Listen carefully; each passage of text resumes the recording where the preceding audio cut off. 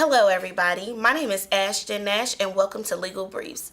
The case we'll be talking about today is New York Times versus Sullivan. This case took place between 1962 and 1965, when Earl Warren served as Chief Justice. M. Roland Nachman Jr. argued for the respondent. L.B. Sullivan and Herbert Weschler argued for the petitioner, New York Times. This case was argued on January 6th and 7th in 1964 and decided on March 9th of the same year.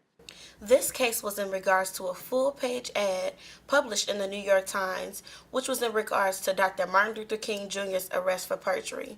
King's case was in Alabama, with an association with the Crusade sought out to destroy civil rights leaders' efforts to integrate public places and his advocacy for the black vote.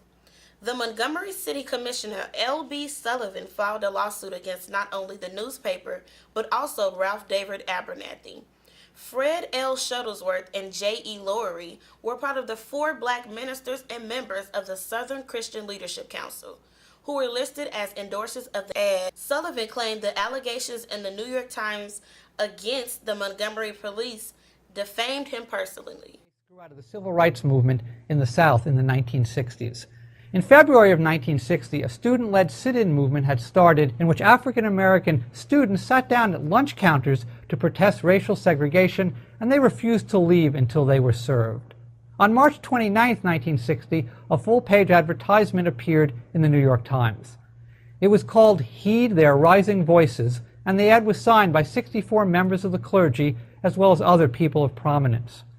The ad complained that the police in Montgomery, Alabama had ringed the campus of Alabama State College and had padlocked the dining hall in order to intimidate the protesters, that Dr. Martin Luther King had been arrested 7 times, and that acts of violence had been directed at the protesters. It appealed for funds to support the student movement, the struggle for the right to vote, and the legal defense of Dr. King.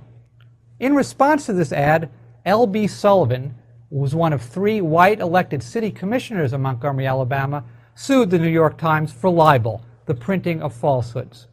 Although he was never mentioned by name in the ad, he maintained that the words police in the ad referred to him, since he was the commissioner who supervised the Montgomery Police Department. And it turned out the ad contained some factual errors. The police had not ringed the campus, and Dr. King had only been arrested 4 times, not 7. In addition, in one place, the ad alleged that the protesting students had sang "My Country 'Tis of Thee" on the state capitol steps when they had actually sung the national anthem. However, an all-white jury found the New York Times guilty of libel for publishing the ad and awarded $500,000. Back then, under Alabama state law, Sullivan did not have to prove that he was harmed by the ad. Also, the defendant could not argue the ad was truthful because it contained factual errors. Sullivan was awarded a $500,000 judgment. The New York Times appealed the case. The main issue in this case was, did Alabama's libel law unconstitutionally infringe upon the New York Times and the other 4 defendants' First Amendment rights to freedom of speech and press? To answer this question, the court looked at a few laws that applied to this. The first was the 4th Amendment, which prohibits a state court from denying any person due process and equal protection of the law. This is called state action. Another law they sought guidance from was the First Amendment, which states Congress shall make no law prohibiting or abridging the freedom of speech or of press, or the right of the people to peacefully assemble. In addition, the court looked at actual malice, the knowledge that statements are indeed false or that they are made with reckless disregard for the truth. The United States Supreme Court also looked at the vagueness of the verdict. Did they award punitive damages or general damages? The last thing they looked at was if Nachman Jr., Sullivan's lawyer, presented enough evidence to support the judgment in Sullivan's favor. The court applied these rules in the following ways. First, when it was ruled to award the defendant $500,000, which violated the 14th Amendment.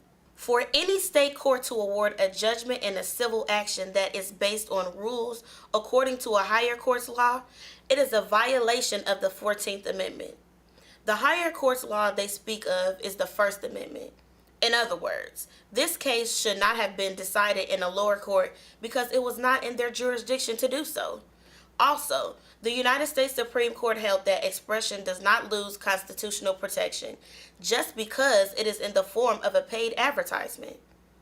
And they determined that factual errors and defamatory content against public officials' reputation are not sufficient enough to be awarded damages unless actual malice is alleged and proved. And they were not alleged or proven in this case. Because they could not determine if the damages awarded were punitive, which required actual malice to be proven, or general, which is presumed, they reversed the decision to award Sullivan $500,000 in damages. And last but not least, the court determined that the evidence was consistently insufficient to support the verdict because it failed to show that the statements published in the ad were made with actual malice, nor did they prove the statements were related to Sullivan.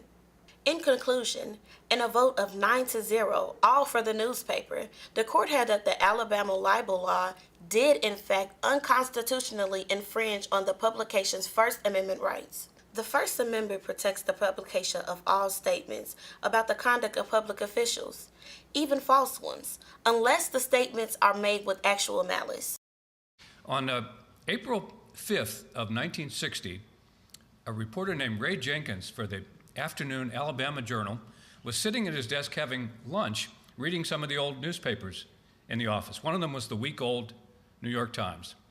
And so he wrote a 13-paragraph story that said, 60 prominent liberals, including former First Lady Eleanor Roosevelt, have taken out a full-page ad to support the Committee to Defend Martin Luther King and the struggle for freedom in the South. And he reported that the ad described an unprecedented wave of terror in the South.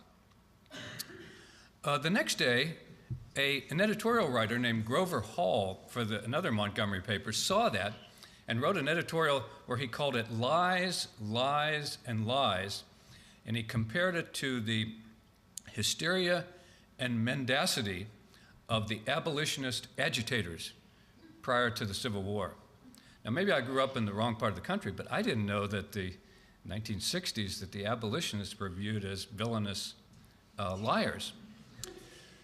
But his editorial, he urged one of his colleagues to take his editorial downtown and show it around City Hall. Show it to because they've got a good libel case. And that's exactly what happened.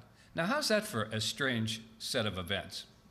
The most important freedom of press case in the country's history begins with a local reporter writing a news story about a paid ad in an out-of-town newspaper which prompts an editorial writer to encourage the local city officials to go and file a libel suit. So that's how the Sullivan case actually got underway. Hopefully, I've summed up this case for you. Thank you guys for tuning in to Legal Briefs. This is Ashton Nash. Here are some resources to help you continue your quest for a legal understanding of this case.